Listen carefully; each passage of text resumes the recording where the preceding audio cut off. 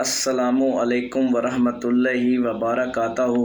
अल्लाह ताला दे सोने ते बाबरकत नाम तो शुरू करना जिहड़ा तमाम जहाना दा मालिक है। ते मेरे प्यारे दोस्तों, की हाल चाल है थोड़ा। मैं उम्मीद करना कि तुसी मेरे सारे दोस्त ठीक होवोगे।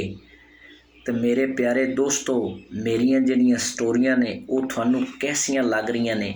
अगर चंगियां लग रही ने तो उन्हां दे बारे कमेंट भी कीते करो। तो अज मैं जिहड़ा थानू वाकया सुनाना है ना, वो बड़ा मज़ेदार है। वाकया सुनाउण तो पहले तुसी मेरे चैनल नू सबसक्राइब भी करना है, लाइक भी करना है तो शेयर भी करना है। तो जिहड़ी आखिरी गल है वो तो लाजमी करनी है, घंटी का बटन भी दबाना है।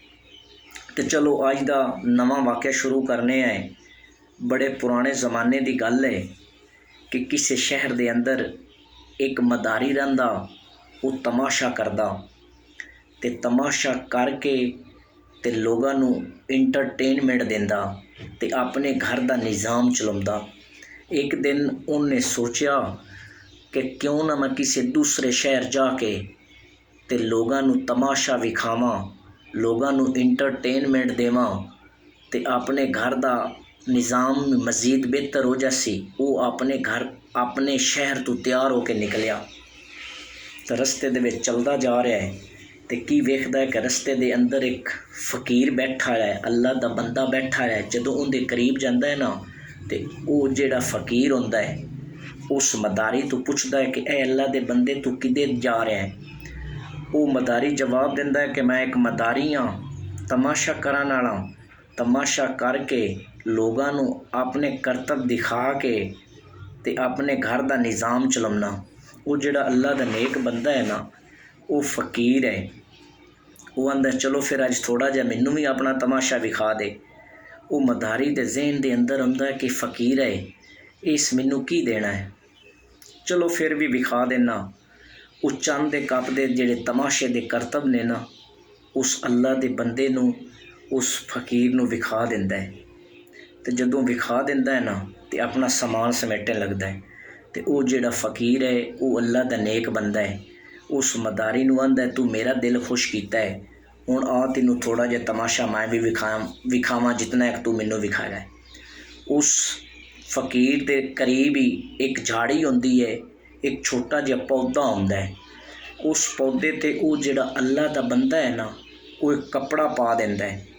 कपड़ा पा के ते उहदे विच एक सुराख बना दिंदा है। जदों सुराख बनाउंदा है ना तो उस मदारी नू अल्लाह दा नेक बंदा आंदा कि इंदे चों गुजर जा। जदों मदारी उस सुराख चों गुजरदा है तो अगे की वेखदा है, बड़ा बेहतरीन हसीन वेखदा है। बड़ा सीन वेखदा है कि वेखदा की है कि एक बड़ा खूबसूरत शहर है, उनका मेन गेट है। तो मदारी चलदा जा रहा है तो दरवाज़ा खटखटांदा है। तो जदों दरवाज़ा खटखटांदा है ना तो उस शहर के जिहड़े लोग ने वो दरवाज़ा खोलते ने तो उस मदारी नू पकड़ के अपना बादशाह बना देंदे ने। बादशाह क्यों बनाउंदे ने? क्योंकि उन्हां दा जिहड़ा बादशाह है ना, वो मरण तो पहले वसीयत दे विच लिखदा है कि जदों मैं मर जावां उस तो अगले दिन जिहड़ा भी बाहरों कोई नवा बंदा आवे, पहले दरवाजे ते आ जावे, दरवाज़ा खटखटावे, उस बंदे नू तुसी बादशाह बना देना है। ते उस दिन दे विच वो मदारी आउंदा है तो दरवाज़ा खटखटाउंदा है तो वो जिहड़े शहर के लोग ने उन्होंने बादशाह बना देंदे ने। जदों बादशाह बन जाता है ना तो उनकी शादी उत्थे हो जाती। उस मदारी दी बादशाह तो उनकी शादी हो जाती। शादी जदों होंदी है उनदे विच उन्हूं 7 बेटे अल्लाह तबारक व तआला दिंदा है। जदों दे 7 बेटे हो जाते हैं ना, एक दिन बादशाह बड़े ना अच्छे मूड दे विच हुंदा है ते अपने वजीर नू बुला के कहंदा है कि ए वजीर, अज मेरा दिल बड़ा कर रहा है कि आपां बाहर जाके शिकार करिए, मौसम अच्छा है तो ज़रा फौज नू तैयार करवा ना। जदों बादशाह अपने वजीर नू ये गल करदा है तो जिहड़ा वजीर है वो अपनी जिहड़ी फौज है उन्होंने तैयार करता है, शहर तो बाहर निकलते हैं। तो पहले पुराने ज़माने दे विच ना जिहड़े बादशाह होंदे सन ना, उन्हां दे अहद होंदे सन, वो उन्हां दे कौल होंदे सन। वो ये गल्लां करदे सन कि ਜਿਹੜੇ ਬੰਦੇ ਦੇ ਅੱਗੂ ਸ਼ਿਕਾਰ ਉੱਠੇਗਾ ਨਾ ਉਹਨੇ ਹੀ ਉਹਦੇ ਪਿੱਛੇ ਘੋੜਾ ਦੌੜਾਉਣਾ ਹੈ।